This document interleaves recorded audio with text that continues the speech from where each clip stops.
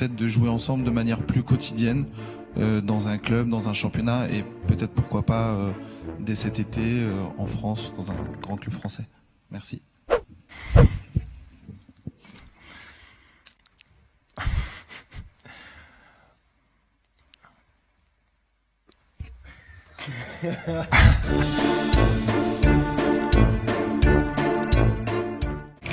Retrouvez votre magazine avec Winamax.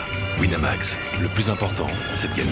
Salut tout le monde, j'espère que vous allez bien, que vous n'êtes pas aussi circonspect devant la quotidienne que les frères Thuram face à la question un peu piégeuse d'un journaliste en conférence de presse hier. Mais alors, est-ce qu'ils vont jouer ensemble dans le même club et notamment au PSG?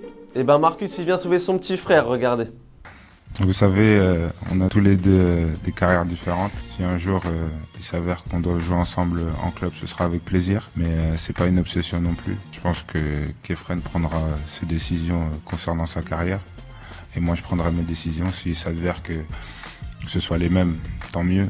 Mais sinon, c'est pas une obsession particulière.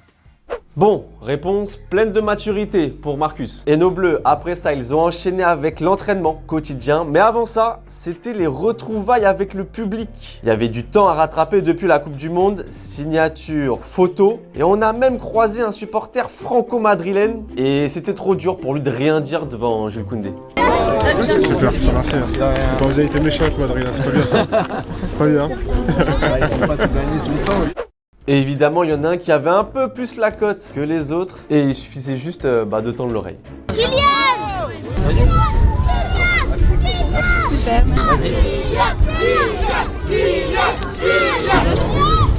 Merci beaucoup. Mbappé! Sûr? Mbappé! Ok, super, super. Pour d'autres, comme Jean-Claire Todibo ou Brice Samba, c'était une toute première avec le public. Et pour Kefren aussi d'ailleurs, qui n'avait visiblement pas tous les tips de son grand frère. Il a froid. Il manque d'expérience. Quand c'est comme ça, tu ramènes le cache-cou. Première séance de dédicace alors. Ouais. Mais il a pas de signature. Non, Il a commencé le foot l'année dernière.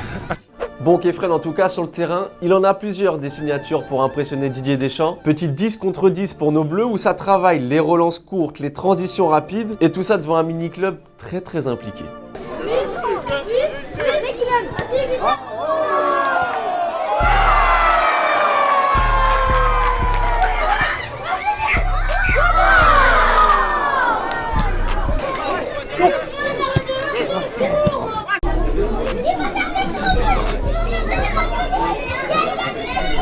Et on est même tombé sur le chambreur du groupe, écoutez.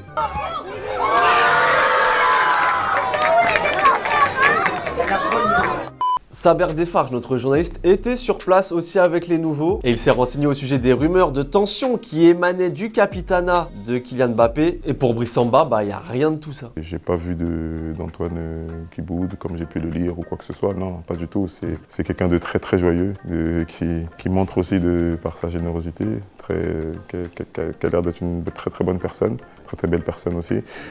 Et non, en tout cas, nous, j'ai pas remarqué quoi que ce soit depuis que je suis là, comme quoi il était énervé ou quoi que ce soit. Non, mais en tout cas, voilà. Je pense que le coach a fait un choix et on va tous le respecter. Bon, et si on peut en voir 11 capitaines sur le terrain vendredi soir à 21h sur TF1 face aux Pays-Bas, ce serait déjà pas mal. Et on a déjà un petit aperçu de la composition de vendredi soir. Bon, à l'instant T, c'est hypothétique, mais regardez. Deschamps, vous le voyez, opterait pour un 4-3-3 offensif avec le nouveau portier numéro 1, Mike Maignan, au cage. L'ancienne charnière du RB Leipzig, Konaté ou Upamecano, tiendra la défense aux côtés de Koundé et Hernandez. Au milieu, le classique trio Rabiot, Tchouaméni, Griezmann. Et devant, le capitaine Mbappé. Dans le couloir gauche, Coman sur l'autre aile. Et l'interrogation du jour sur le numéro 9, Kolo Muani ou Giroud. Justement, c'est notre question du jour. Pour affronter les Pays-Bas, qui voyez-vous en numéro 9, Kolo Muani ou Olivier Giroud? Vous nous dites tout. Muez-vous en Didier Deschamps? Dites-nous dans les commentaires, on en sectionnera deux demain. Chez nos voisins transalpins, l'Italie se prépare à jouer un match face à l'Angleterre ce soir à 21h. Et Marco Verratti est revenu sur de nombreux sujets, notamment l'élimination du PSG face au Bayern, où il admet, regardez, certaines erreurs. Je me suis trompé face au Bayern et j'ai été critiqué. Par le passé, pourtant, beaucoup ont fait mon éloge en France. Mais j'ai des larges épaules, j'ai une énorme passion pour le football, une critique ne m'arrêtera pas. Et vous voyez la transition, Italie, PSG. Bah c'est parfait pour moi pour revenir sur la question que Laetitia vous posait hier. Pensez-vous que Buffon aurait dû rester et terminer sa carrière au PSG? Et vous êtes beaucoup à avoir dit non. Pour toi Ulrich, Buffon en Ligue des Champions avec le PSG, c'était un échec. Alors non, il n'aurait pas pu finir sa carrière au PSG. Et pour toi Alcoclic, super. Tu l'aurais gardé pour sa force dans le collectif avec son expérience des grands moments. Il aurait beaucoup apporté dans un PSG en manque de leader.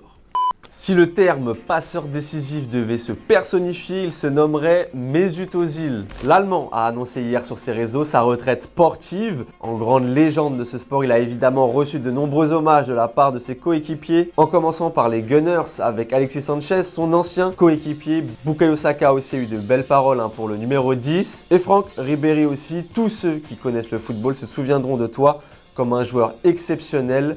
Bonne retraite, frérot. Ça y est, c'est déjà la fin de la quotidienne. Merci de nous avoir suivis. Désolé pour ce petit nez bouché, j'espère qu'il ne s'entend pas trop. On se retrouve demain, vendredi, pour parler de France-Pays-Bas à 21h. Et évidemment, aujourd'hui, on a une petite pensée pour tous ceux qui font le ramadan. C'était le premier jour aujourd'hui. Bon courage à vous et on se quitte tout simplement en images et en musique. Prenez soin de vous.